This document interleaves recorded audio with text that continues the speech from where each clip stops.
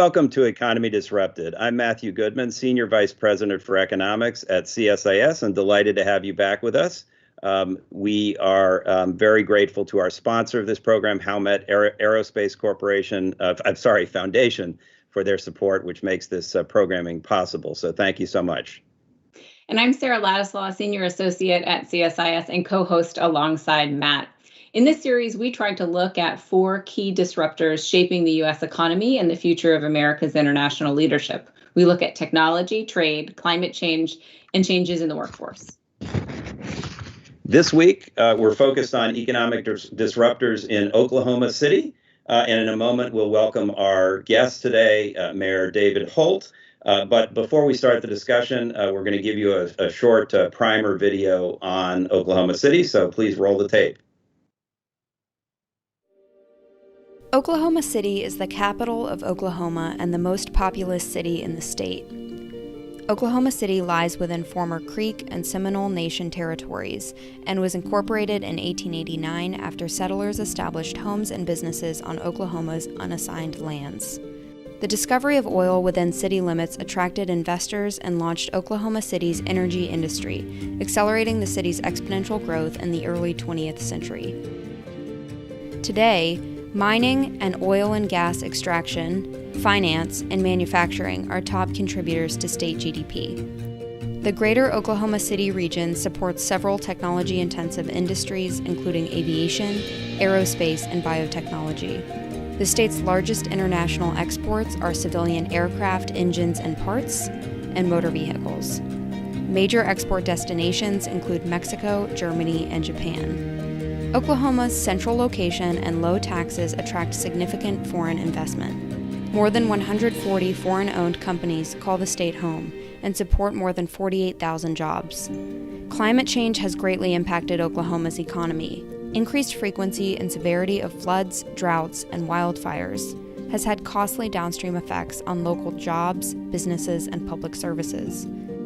In the coming year, Oklahoma City leadership is focused on economic growth, enhancing core city services, implementation of MAPS 4, $1 billion quality of life infrastructure package, and finally, working to ensure that the diversity of the city is incorporated into city leadership's decision making.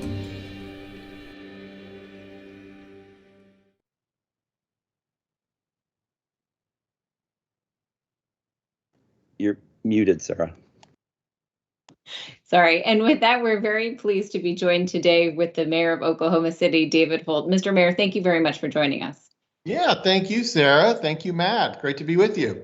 Great. And as per usual, we're going to start with a few questions and topics that we've teed up for discussion, but then we're going to turn to audience questions. So I do want to remind all of the audience members out there to please submit your questions using the Submit Questions button that appears at the bottom of your screen. Mr. Mayor, one of the things that people probably know Oklahoma for in general, but Oklahoma City and the surrounding area in particular, is the oil and gas industry, right? It's an industry long associated with the state and with the region and is deeply important to the city's economy and also jobs. There's a lot going on in sort of our national debate about the future of the oil and gas industry, the future of the renewable energy industry. And I'm just wondering if we could start off by talking a little bit about how you look at the transitioning of that industry and how it might impact Oklahoma City, and think about the things that you do to sort of engage in that kind of conversation, which can sometimes be contentious, but is obviously one that we're sort of grappling with on a national level. Sure. So as you said, we historically have had a lot of emphasis on oil and gas here in Oklahoma City. Although, even your chart illustrated, even though it was one of the largest slices, there was a whole lot of other slices. And I think that's been, a citywide and statewide effort for 40 years to diversify away from that industry, just so we're not so heavily dependent on any one thing. Because the 1980s were a depression for Oklahoma City, not a recession. I mean, for Oklahoma City and really the state of Oklahoma, it was a depression when the oil bust hit. And we've been trying to remedy that ever since. So your program there alluded to it a little bit. Aviation's big for us. Tinker Air Force Base is located here in Oklahoma City. That's one of our largest employers, really our largest single employer, if you count everybody there for the primary and secondary companies that work around Tinker. We're trying to, we've got interesting things like a visitor economy that's growing. We just opened a new convention center. We've got growth in, as was mentioned in the report, in the bio and tech sectors, and we can talk about that more. But we've got even a large film studio opening downtown. So we're trying to we're always trying to diversify, and we're always interested in new industries that maybe we're underrepresented within. I think the last year demonstrated that work has paid off, because so this wasn't a great, put the pandemic aside, this was not a great year for the oil and gas industry. And you may recall a little over a year ago when there was a day when you had to, if you were in possession of oil and gas, you had to pay someone to take it from you. The price went, below zero. And that was a pretty remarkable day for Oklahoma and for that industry. And yet, throughout this pandemic, especially after May, June, July, we've had one of the lowest unemployment rates in the country among large cities. We've kind of bounced back and forth in the top 5 for the whole year. So I look at that and I think, what an amazing testament to the diversification of our economy, that in what has been an extremely challenging 12 to 15 months for oil and gas, that we're not necessarily cratering like we would have under those circumstances in the 1980s. So I think that we've diversified a lot, but it's still a major part of our economy. Our big name companies that do the philanthropy that makes the city go, they are still primarily in oil and gas, but that's evolving just like everything else I just described. One last comment, and we can dive deeper into this. I mean, you've alluded already to how we kind of position ourselves in that climate change conversation. I mean, the answer in many ways is we don't. I mean, we have obviously a far more realistic view about oil and gas being a part of an energy future, and that's not something necessarily that we run from. I think most people here would say, even in that industry, would say they're fine with the all of the above type strategy, and they're, our power supplier, our electricity supplier here in Oklahoma City is a company called OG&E, and they've got wind farms across the state, especially in the western part of the state, and they advertise that, they're proud of that, they don't run from that, but at the same time, nobody's pushing that as a sole source of energy here in Oklahoma, or certainly not in Oklahoma City. So, we still value the jobs and the economic growth that comes from the energy industry, the oil and gas industry, and that's something that I think we're going to be a bit of an outlier on. I'm very involved in our national mayors organizations and National League of Cities, and I know that there's a kind of a different narrative at those levels that is projected by a lot of my mayor colleagues, and that's fine. But I'm the mayor of Oklahoma City, and despite our efforts to diversify, we're still pretty reliant on oil and gas. It's still an important part of our economy, an important part of our city's leadership and philanthropy. And so I'm not necessarily signing on to all those letters, but I don't think there's any pushback here for an effort to continue to diversify our energy sources and chase an all of the above strategy. Everybody's fine with that, as long as the playing field is viewed and perceived as fair. Mm-hmm.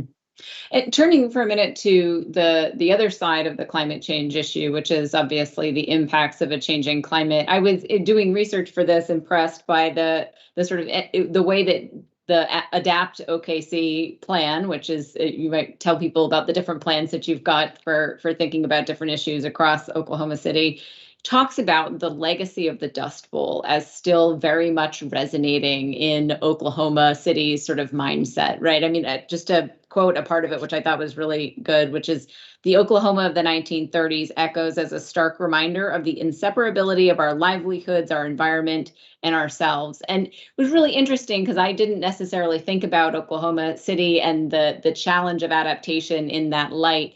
What are some of the things that you have to do, to think about adapting to the changes of climate change at a city level? Like, what are the things that you're planning to do to try and help the community be able to grapple with those challenges? Yeah, well, good question. And so Adapt OKC, if anybody Googles it later, is kind of a planning document, and it's it's an effort to provide sustainability in our city operations, and that's sustainability is the word we used a lot 15 years ago. We created a sustainability director here at the city for the first time, and but it dovetails with all the things we're talking about. A lot of times my role in setting the stage for those types of efforts is to obviously build public support and be a liaison to the public. And I find that in that role, the best way for me to frame it is kind of as you just described. It's about conservation, it's about energy conservation. Nobody's really against that. It's about conservation of the earth, nobody's against that. If you play it that way and you communicate it that way, even an oil and gas city, can embrace these principles. That's kind of the way I look at it, because look, you definitely have political leaders in other parts of the country who frame it, in a very different way. Might frame it almost as a battle between good and evil, and that oil and gas is evil and everybody else is good. And that is certainly not the way I frame it. I try to frame it, and this is true of any issue I engage with, is, trying to find the common ground. Okay, well, rather than demonize anybody or act like somebody's chosen career or industry is somehow, harming all of us, isn't it true that industry and environmentalists and everybody else certainly have common ground in the idea of conserving energy and conserving the planet and leaving it better than we found it, and hearkening back to the Dust Bowl is one illustration of how past Oklahomans did not conserve the resources that we had been given and paid a price for that. So I think if you frame it like that, you get much broader support in a place like this, where people's jobs and economic well-being is tied to the oil and gas industry. But that's mostly how I have tried to approach it as mayor, is to think more in the terms described as you just used from Adapt OKC and other documents here. And I think that's where we find common ground. But we're not you're not going to see that kind of language in Oklahoma politics that you see in other places for obvious reasons. I mean, it's too much a part of our economy. Great. Well, I think the audience is interested in this topic, and we're going to probably have some questions coming in from them a little later. But let me shift gears a little bit to technology, which is a force that we've been looking at in this program. It's a job creating force, but also a disruptive force. But let me ask you first, Mayor, about the innovation district that you have in Oklahoma City. Tell us how that came about, what its focus is, what policies have encouraged that, and what challenges do you see to maintaining that district going forward? Yeah, so to address that, I'm going to step back about 30 years and really look at something from a macro level. What we found in Oklahoma City was, whether it's the tech economy, anything entrepreneurial, we had to first have a city that people want to live in. And that seems like a simple concept, but we were lacking that in the 1980s and 1990s. Growing up in Oklahoma City, which is where I was born and raised, often felt like growing up in an alternate universe outside of American pop culture, where nothing ever happened here, and lots of people probably watching this program right now came from somewhere else and they couldn't get out of there fast enough, and that's a little bit of what Oklahoma City was experiencing in that time period. So we began investing in quality of life and building a sports arena or a canal in our entertainment district, or putting dams on the river so we finally had water in it just for aesthetic purposes. None of this instinctively is going to appear to you to be a catalyst for a tech economy, but it is, because people don't build those kind of companies in places that are lame, they just don't. You had to have a desirability just to live here before you could ever consider doing your entrepreneurial endeavor here in Oklahoma City. And the people who engage in those types of activities are very often younger. These are people usually in their 20s. All the great tech names of America were all created by people fresh out of college for the most part. And people fresh out of college make let's face it, superficial decisions about where to live and where to build their careers. And they want to be places that has great food and great culture and sports teams and, all these things that we didn't have. So to even get to the conversation that I'm about to have with you about building a tech economy in Oklahoma City, we had to spend 25, 30 years just building a place worth living in.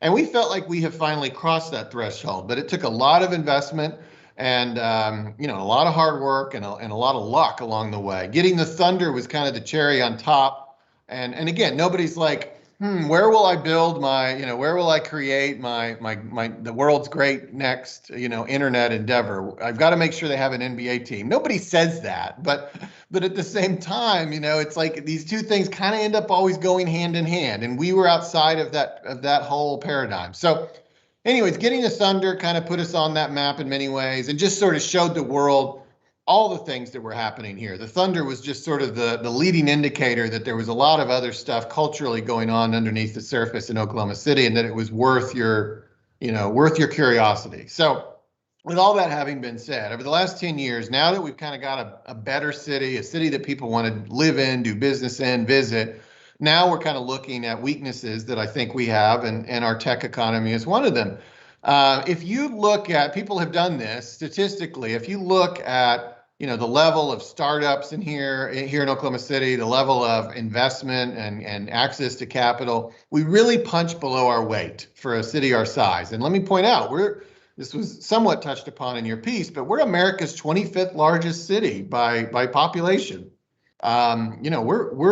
We should be relevant in this conversation. So I always tell people, I'm not trying to beat Silicon Valley or even Austin, but I'd like to think we could be competitive on this front with Columbus or Charlotte, and we're not there yet. So we're trying to create the places and the ecosystem for these types of things to thrive.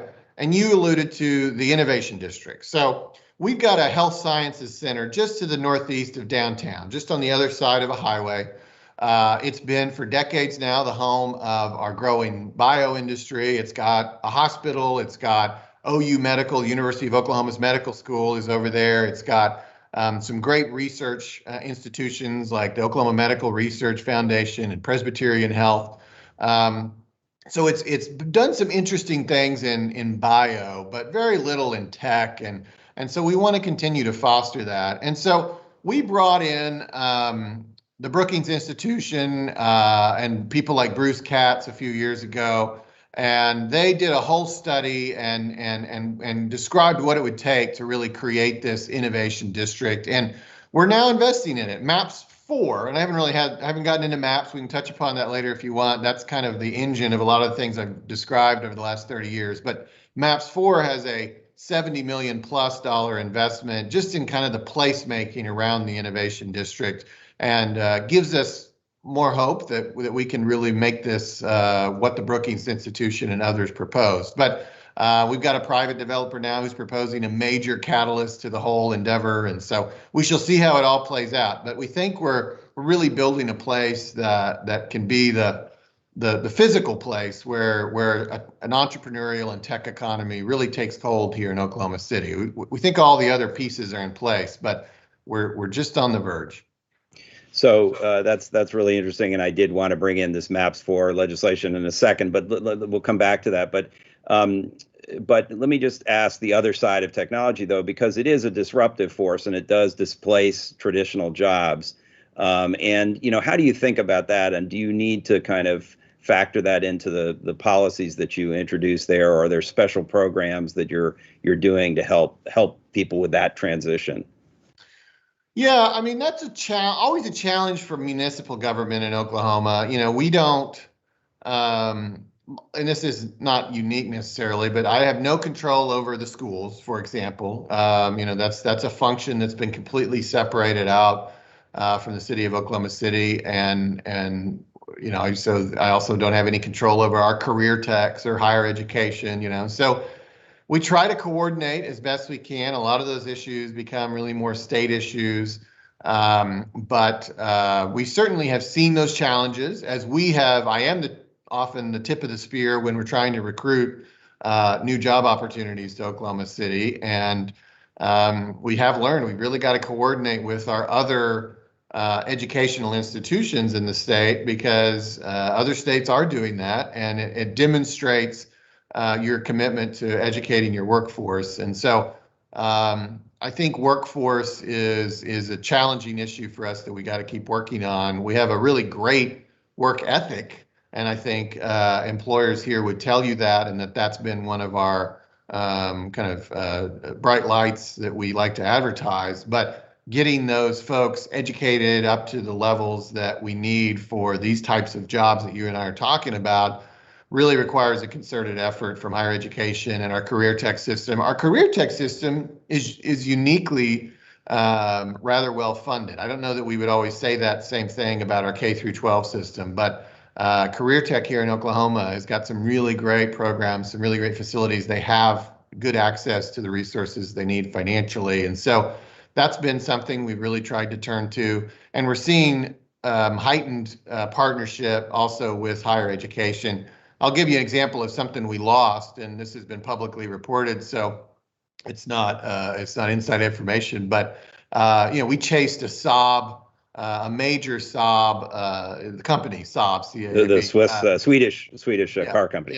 Yeah, we chased a major economic opportunity with Saab a couple of years ago, and we ended up losing it to Indiana, and they had a really strong partnership as part of their proposal with Purdue, and we hadn't really been asked to do that. We could have tried doing that, but they sort of did it on their own, and it worked. And I think we're learning that lesson, and you're seeing, the governor and higher education work even more closely together on that. And last week, the state, not the city, but the state got a new manufacturing facility with Canoo, which is kind of a startup electric car manufacturer. About up to 2,000 jobs might emerge from this. We'll see how it all turns out. But one of the major selling points was a partnership between the state and OU, the University of Oklahoma, and it was very patently obvious that was a result of what we had learned from that Saab experience. So we're all trying. We do a really good job in Oklahoma of working together in the economic development space between the city and the state and our chambers of commerce and so on. And now we're kind of pulling in higher education to try to address the kind of workforce issues I think you were identifying in your question. So sticking with some of these workforce issues for a minute, I mean, one of the things I wanted to get a sense of is very low unemployment rate in Oklahoma City, I think 4%, where the national average is closer to 6%. How are you able to maintain that workforce, even given the COVID-19, disruptions? And are you experiencing labor shortage issues? And what does that picture look like for you now? Yeah, I mean, anecdotally, for sure, I hear it every day that people are having a hard time hiring, and then I'll see it with my own eyes if I go to a restaurant. Our restaurants are booming right now, which obviously is great after the experience they had a year ago. But a lot of times, half the dining room is closed because they don't have enough wait staff. They got people lined up in the lobby, waiting to eat, and they can't seat them because there's just not enough staff. And that's one reason. I mean, that was a decision at a totally different level of government, but the governor pulled Oklahoma out of some of the unemployment benefit packages that could have been sustained till the fall, because he was hearing it from the service industry, especially, that they really felt that there were too many incentives not to work, and I don't know enough about all that necessarily to agree or disagree, but I certainly can attest that we're definitely having a labor shortage here in Oklahoma, especially, at least it seems, in the service sector. We'll see how that develops. I think there's a lot of people who hope that sort of works itself out over the next 2 or 3 months, but that is yet to be revealed. Yeah, the labor conversation and the workforce conversations at a national level are also sort of turning away just from adequacy of a labor force in terms of unemployment rates, but also thinking about the quality of jobs or the diversity of the workforce. Are these issues that resonate in your work in Oklahoma City?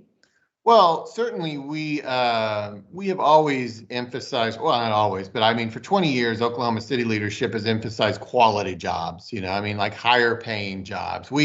we've had our voters approve incentives, as an example, for economic development twice in the last 15 years. And so we have that tool in our tool belt. But we don't give it to people who are paying $30,000. You know, we only give it to people who are offering us, you know, what we would consider to be higher paying jobs, you know, $60,000, $70,000 and above. And that has served us well. But yeah, we get that. I mean, you know, there was a period about 12 years ago where it seemed like we were getting a lot of call centers, and you know, it's like sometimes you don't want to be too picky because you understand that a call center job is better than no job, but at the same time, you don't want to necessarily become the call center capital of the world, you know. So I think I don't see us talking about as many call centers anymore. I see us getting more and more a little bit higher skilled positions and a little bit higher paying, and we'll keep trying to push that envelope. I mean, we want everybody to have a job, period. I mean, that's a great starter, but at the same time, we recognize that we don't want people to be underemployed either. So it's a fine line. It's always a challenge for a mayor to kind of walk that line, figure out, you know, what's good enough, you know, when are people truly fully employed? Well, one other topic that we always ask about on this program is trade. And before I do that, let me just say to the audience, again, we're getting some good questions, but feel free to keep submitting those questions, and we'll try to get to as many of them as we can after we're done with our questions. But I know as a mayor, you don't do trade policy, but we have a huge debate about trade here in Washington, and it's often influenced by what ordinary people think about trade. And your state and city, I think, have also seen an increase in exports and engagement with the international economy. So it does affect people's lives. It's also a disruptive force, potentially, for dislocating workers here in the U.S.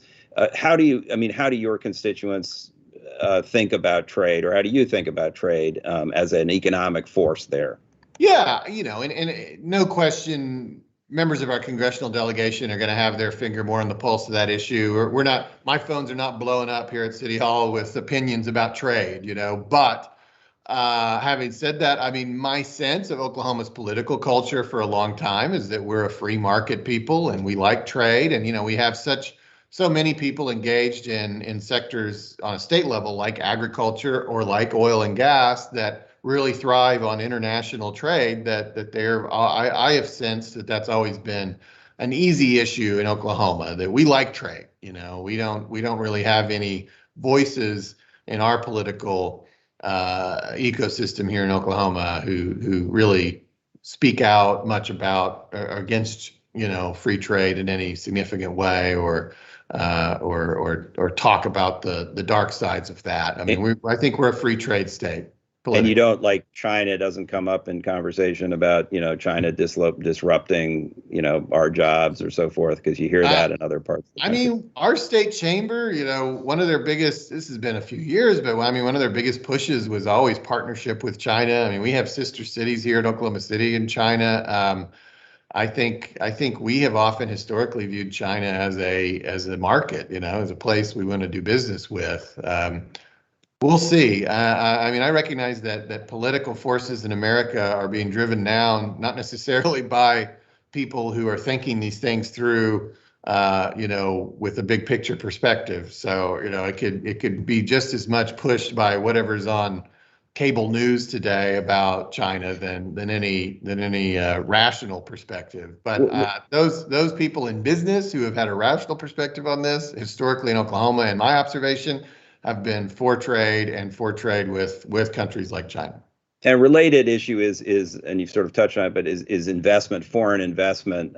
You, as we showed in the video at the beginning, you have companies like BP and Lufthansa, you know, German company, and others here in Oklahoma City and in the state more broadly.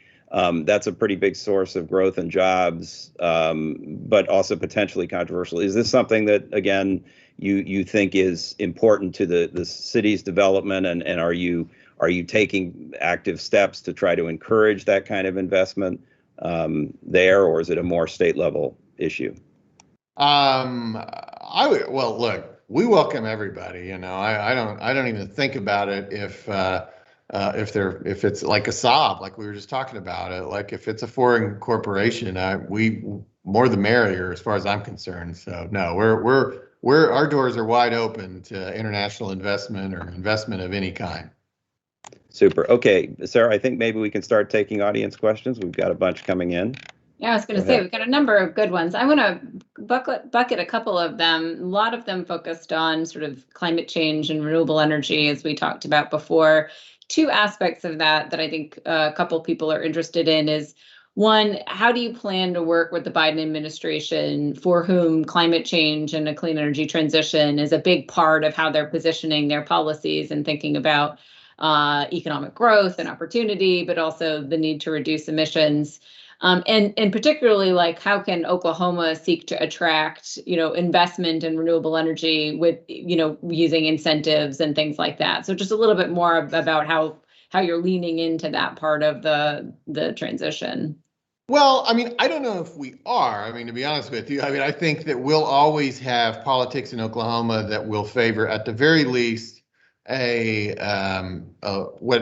would be perceived as a level playing field. So we've had some controversies at the state level in the last 10 years about incentives for wind, as an example. There was some incentivizing of wind at the state level, and there's been a lot of pushback on that now, that maybe it was too generous, and a lot of that pushback was funded by the oil and gas industry. So I think we're kind of at a place in Oklahoma where we just want to let the market forces, for the most part, determine, that future. And I don't know that people should look to states like Oklahoma to be leading the fight, against climate change around the world. There's plenty of other states and cities that are very focused on that. And I don't think we want to be a city that's working against those efforts. But I also think you have to be realistic that, how much of our economy has historically been focused on those industries. We're gonna at best, just sort of let that stuff play out. And I don't, again, I mean, just to be candid, I don't sign. There's a lot of letters that get put in front of mayors about climate change, and I don't really sign those letters, and that's fine. I'm not a climate change denier or anything like that. I have a realistic view of it, and I can see the issues that it's causing for our city and our world, as evidenced in some of your reports there. But at the same time, we've got to, we have to live in the real world. I mean, I think that's all I would ask of national and international leaders as well, is just being realistic. I mean, you get activists at the extremes on every issue who want, dramatic change in a short period of time that may or may just not be realistic. And I think most people here recognize, even if they're in the oil and gas industry, that change is coming. But at the same time, they're the ones who I think are actually saying carrying a fairly realistic message, which is change is not coming tomorrow, and in the meantime, you've got to have these energy sources, or if you want to live the life that we currently enjoy here in the United States. So I get all that, and I appreciate it. So, don't look for Oklahoma City to be, charging up the mountain, leading the charge up the mountain. I mean, I don't know that that's a rational or realistic ask for a community like ours. Okay, I want to ask another audience question, but I'm going to sneak one in of my own because I didn't give you a chance to come back to the MAPS 4 issue. And can you explain what that is, and also how it got so much support? Because something like 70+% of your voters supported it, and it's funded by a sales tax, or at least a temporary increase in sales taxes, and that's interesting because of the debate nationally about tax increases. How did you convince people, and is there something maybe at the local level people are willing to support that they wouldn't support nationally? Yeah, so real quick, because this is really important to Oklahoma City's story, and that is MAPS. So MAPS is a 1-cent temporary sales tax that was first passed in 1993. MAPS is just an acronym that stands for Metropolitan Area Projects. I mean, it's just a marketing name, but it's been one that's very effective here in Oklahoma City, and everybody in our city knows what MAPS is. And MAPS, the one in 1993, was 5 years long, and built an arena and a ballpark downtown. And as I said earlier, put dams on the river just so it had water in it. We didn't have to mow the river twice a year anymore. It was all about quality of life, not about the core services of a city. It wasn't about water pipes or police stations or anything like, or streets and anything like that. It was just about having some of the fun things that a city needs that we lacked. And then that was followed by kind of using the brand again in 2001. They did another sales tax for school buildings, so they called it Maps for Kids. But then Maps 3 and 4 have kind of returned to the original model. Maps 3 had a new convention center, a new 70-acre park downtown, a new streetcar servicing the downtown area. And then when I became mayor in 2018, I had the opportunity to come forward with a Maps. At this point, it would be Maps 4. We like number them like movie sequels now. And so the reason that I did it when I did it was, and really this was true of every Maps before, was that ever since the passage of Maps 1, we can kind of maintain the sales tax rate where it is. So, I mean, people understand it's an increase from where it would be if they let the tax expire, but at least they don't have to pay more than they're currently paying. And so I spent a whole year really building a consensus around what Maps 4 could be. And let me present this to you, the way we handled this, as really a model for how I think American politics should work, and certainly doesn't right now. We have a very purple city. So this city, like the county that we're in, voted for Donald Trump by 1 point. So, I mean, it is 50-50, and Joe Biden probably won the city proper by a few points. And so, but regardless, nobody has a major advantage in Oklahoma City. So in American politics today, when presented with that situation, most people apparently would say, well, let me just rally my 51%, and the heck with the other 49. And my 51 is going to get exactly what we want, and the 49, can go stick it. And that's unfortunately how so much of American politics works right now. But that is not how we got here over the last first 200 years of our history. So I went through an endeavor over that year leading up to the Maps 4 vote of really creating a pluralistic package, a package of ultimately 16 projects that reflected many different worldviews and many different perspectives. So we had things like upgrades to the sports arena to make sure the Thunder stay here another 15 years, but we also had things like a diversion hub for people interacting with the criminal justice system to get the kind of job training and mental health and substance abuse services they need. We got $50 million for affordable housing to address homelessness. We have a family justice center for people, for victims of domestic violence. We have a small business incubator for the minority community. We have lots of different things that hit on many different socioeconomic levels. And arguably, some of the earlier MAPS projects were a little more focused probably on middle class to upper middle class communities in our city. But this is really hitting everybody. And so that's why it got 72%, because we were having people on that day in December 2019 who were voting for, who were voting the same way, regardless of whether they were Republicans or Democrats. And I just don't see that happening very much in American politics right now. But when you have 72% in a city as purple as ours is, you definitely had that day. And I just think that's I try to run this city in the nonpartisan way in which I'm elected. And even though people know I was a Republican in previous offices, I really view my role now as finding the consensus of the 70% of people in the middle. I wish I could please everybody, but I've learned I certainly can't. And I got to let go of the QAnoners and I got to let go of the communists. But the 70% in the middle are people that we really just want to find common ground and want to keep moving the city forward. And I think MAPS 4 was a perfect distillation of that strategy and that approach. And now we have, because of that trust and that ability to work together, we're going to roll out $1 billion worth of 16 great projects that move our city forward. And your video at the beginning showed the website, but I'll give the address, okc.gov/maps4. And you can readily and easily see what it is that MAPS 4 is investing in Oklahoma City. That kind of investment has gotten us where we are today, and we're thrilled that we're going to continue it for another decade. Mayor Holt, we've got another question here, but it's a little bit about how you, as the mayor of Oklahoma City, work to expand the opportunities that you're seeing in the digital economy and some of these advanced technologies into some of the more rural communities that are surrounding Oklahoma City. How do you work to make sure that those types of opportunities don't, that they're sort of expanded out from the city center into some of these other communities to make sure that there's broadband access or the appropriate education, or, are there partnerships that you have to execute on that? Well, I do want to say, I'll just state a political reality. I'm the mayor of Oklahoma City. And so now we've got a very large city. We haven't even touched upon this. We're one of the 5 largest cities in the United States. So we got 620 square miles. If you're in those 620 square miles, I certainly do want to pursue equal opportunity for you. And I certainly want to make sure you have equal access to all the economic opportunities that we've discussed today.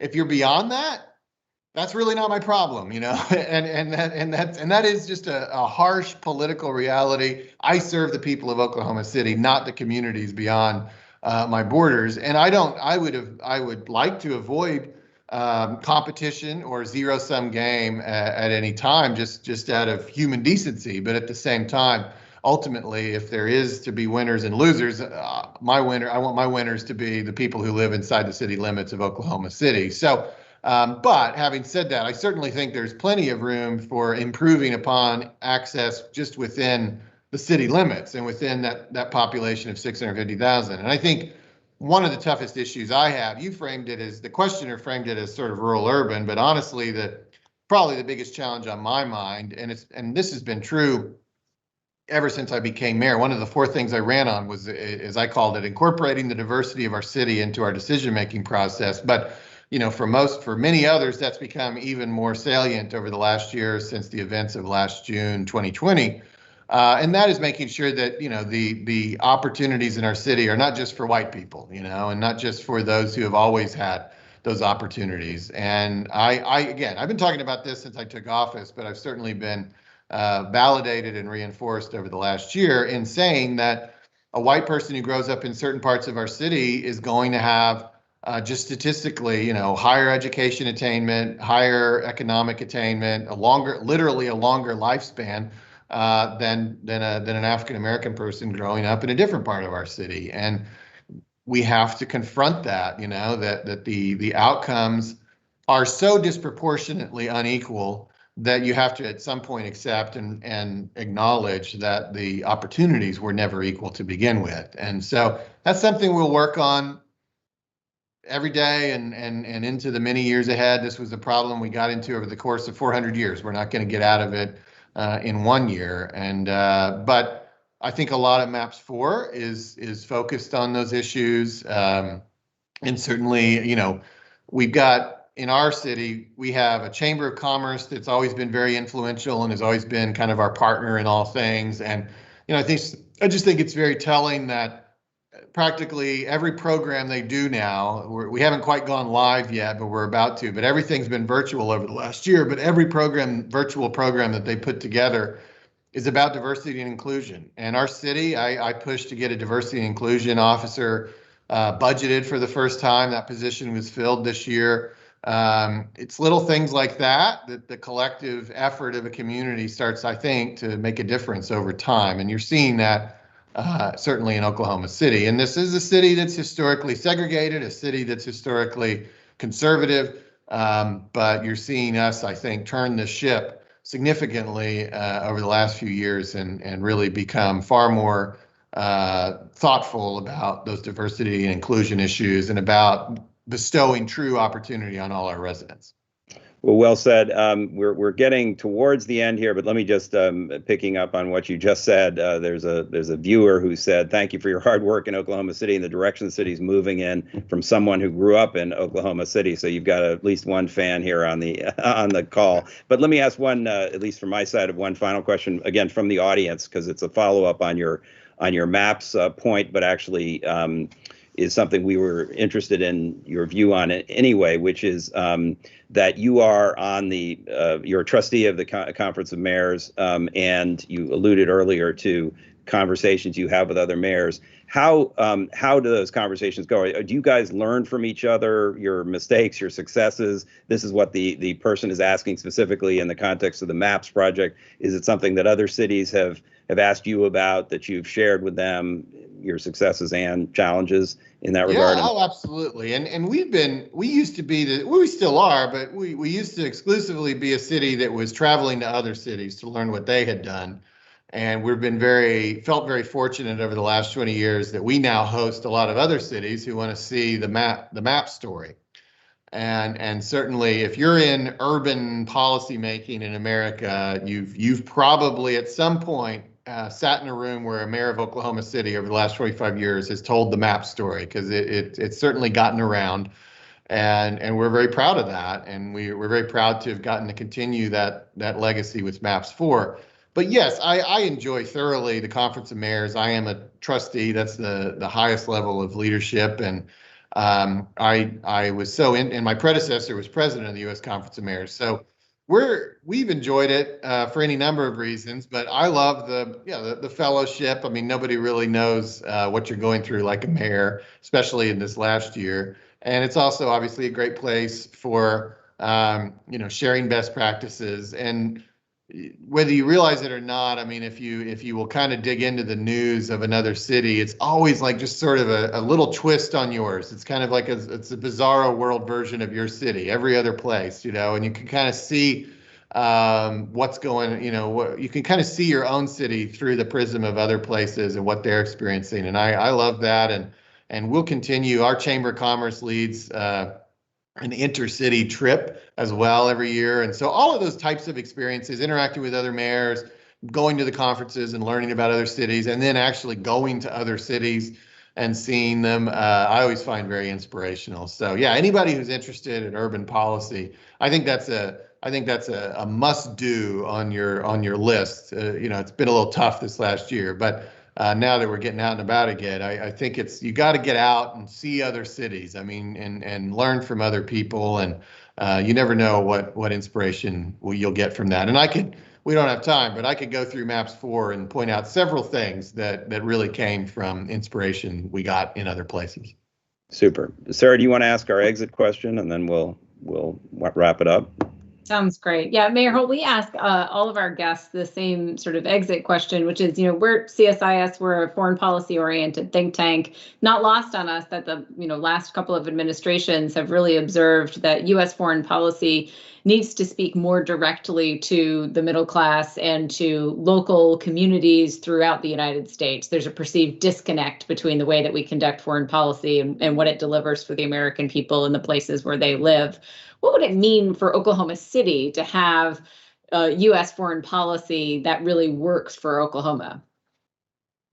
Well, I think a lot of it is communication, explaining the reasons for the international order that we have had since World War II, and it's a macro view of the world order, but it's one that has to be re-articulated and communicated to new generations, because those generations didn't live through World War II. They don't understand what it's like, how international chaos affects your daily life in Oklahoma City, because it sure as heck did in 1942, and you've got to, so that's the first thing, is helping people understand that sending troops to the far corners of the world, or having these reciprocal agreements with countries that seem a million miles away, why that matters, and I do think, that the first step is just communicating that back to regular folks in a more translatable way, and I don't see that on a regular basis. You really have to be almost a foreign policy expert to understand a lot of what's going on and why things are being done. And if you're not, it can seem like the American government is wasting its time and money being in these conversations. Because how does that affect us? Well, again, if the world's on fire, you're not going to sell your wheat across the ocean. Your son might be wearing a uniform to defend us because things have cratered to that extent. I mean, whatever the case, but you've got to have peace and stability and some level acknowledgement of all these different relationships around the globe for just people to live their daily lives the way they want to live them here in Oklahoma City. So I understand that, and I'm not necessarily in a role where I spend a lot of time articulating what I just said to you, but maybe I should. Maybe we should all take that obligation a little more seriously, because it has been of some concern the last few years, to say the least, to see people rejecting an international order that has allowed people in Oklahoma City and around the United States to live in peace and prosperity for half a century. And I share the terror of those who saw what was the dismantling of that over the last 4 years, and understanding the trickle-down effect of that into our daily lives. If that had truly been allowed to occur, I'm glad to see in the last few months a little return to normalcy and a little more acknowledgement. But for that to be maintained, people have got to get with the regular Americans and explain to them why this all matters. Well, unfortunately, that's all the time that we've got for this conversation today. Mayor Holt, we just want to say thank you very much for taking time out of your busy schedule to talk with us. Oh, it was my pleasure. Thank you so much. Yeah. Welcome to Oklahoma City. You're in my office right now. And of course, we didn't get to talk about the role of native Indian tribes in the Oklahoma economy, but that's a rising issue as well. But I got a little bit of a symbol of that behind me here. So I'm glad you could get that little taste of Oklahoma culture. And you're all welcome here just as soon as you are able and as soon as you have the opportunity. Please come and see us in Oklahoma City. Well, we'll do that. The other topic we didn't talk about was NCAA softball, which is hosted. The championship is hosted there in Oklahoma City, and congratulations to the home team, which won, which is terrific. You need a bigger stadium though, and showers. I understand there aren't showers in the stadium, so maybe you need to turn the maps for. That. Don't get me started. That's on the okay. We won't get onto that. All right, but listen, it's been great to have you. Really appreciate your thorough and candid answers to these questions. Really helpful to our audience here and around the country and world who watch this program. So just thank you so much, Mayor Holt, and we hope to see you again soon. Yeah. Thank you. With that, we're going to wrap up and just thank the audience for joining us, and to ask you to join us again next month when we'll have another local or state level official join us. Until then, please stay safe, and thank you so much for joining us. Bye-bye.